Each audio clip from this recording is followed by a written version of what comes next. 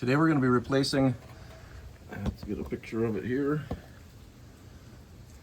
the rear output shaft seal on the transfer case of a 2012 Dodge Ram 2500 with a long box. Okay, so we've got a carrier bearing or a center support bearing. That'll have two bolts that have to come out. Make sure you mark all your mating surfaces so everything goes back together as it should. We've got 4 bolts here, 2 on this side, 2 on the other side. Your drive shaft will come down, you'll be able to slide it out, and we'll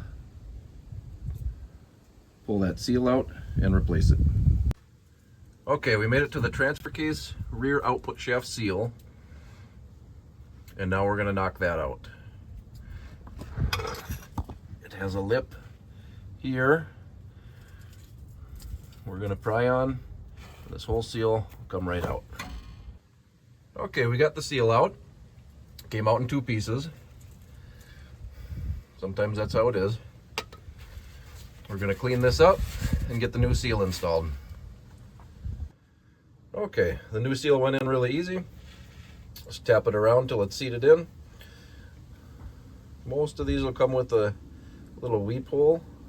Make sure that's aiming down. That's for if any old nasty water gets in and around the drive shaft, it's got somewhere to go before it goes and contaminates the fluid in the transfer case. Next thing we're going to do is pull this fill plug here. We're going to check the fluid level and the color of the fluid and fill or change as needed. Okay, we got the plug pulled. It is low as we expected. It looks nice and clean. So we're going to use a transfer pump. Fill it up. You just fill it up until it flows out the hole. Then you put your plug back in. Now it's time for reassembly. Remember the marks you made from the beginning here are going to line up with the marks that you made here on your drive shaft. We've got some ATF fluid. I'm going to spread this on. We'll push it in the seal. You'll install it in reverse order as when you uninstall it. So you'll have 2 bolts hanging the center bearing, and you'll have 4 connecting to the rear diff. And that's it.